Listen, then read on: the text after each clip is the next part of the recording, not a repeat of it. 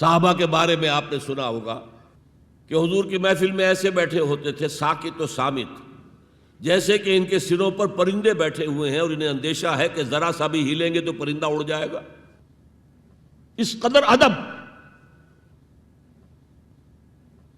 حضور صحابہ سے سوال کرتے تھے، اور یہ آپ کا طریقہ تھا تعلیم کا، کہ پہلے ایک سوال سامنے لایا جائے تاکہ ان کا ذہن کھلے، سوچیں خود بھی۔ یہ تعلیم کا بہترین طریقہ ہے۔ اس کے بعد ہوتا کیا تھا؟ جواب نہیں دیتے تھے، اللہ و رسولہ عالم، اللہ اور اس کا رسول بہتر جانتے۔ پھر اگر دوبارہ آپ پوچھتے تھے تو جو بھی سمجھ میں آتا تھا کہتے تھے۔ مجھے یاد آ رہی ہے ایک حدیث، اور اچھا ہے کہ وہ آپ سن لیں، اس لیے کہ عام شکایت یہ ہے کہ مذہبی لوگ معاملات میں اچھے نہیں ہوتے۔ مسجدیں بنوائیں گے، مسجدوں میں قالین بچھوائیں گے، وہاں پر فانوس لگوائیں گے، سب کچھ کریں گے، مدرسوں کی خدمت کریں گے، علماء کی خدمت کریں گے، لیکن معاملات، تجارت، کاروبار، بین الانسانی تعلقات، عام شکایت ہے، اس کی وہ پرواہ نہیں کرتے، حقوق العباد کا لحاظ نہیں۔ تو حضور نے ایک مرتبہ پوچھا صحابہ سے، اتدرون من المفلس؟ تم جانتے ہو مفلس کون ہوتا؟ صحابہ نے جواب دیا، المفلس عندنا من لا درہم لہ ولا دینارا۔ حضور ہم اس شخص کو مفلس سمجھتے ہیں جس کے پاس درہم و دینار نہیں ہے۔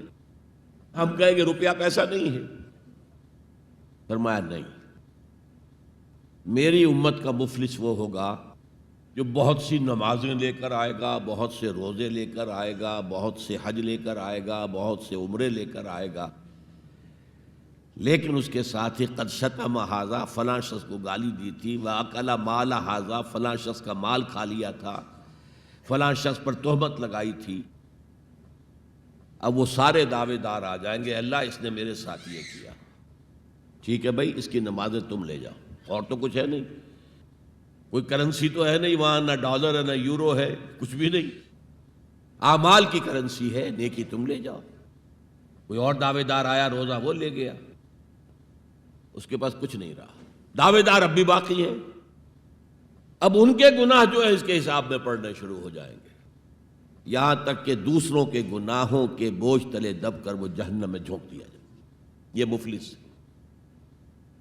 تو یہ انداز تھا حضور کا سمجھانے کا، پڑھانے کا، فطری طریقے تعلیم۔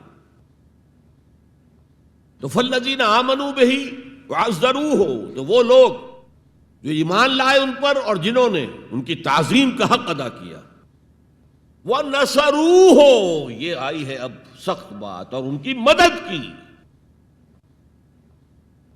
مدد کس کام میں؟ حضور اتنے غیور تھے کہ ذاتی کام میں کوئی مدد آپ کسی سے نہیں مانگتے تھے۔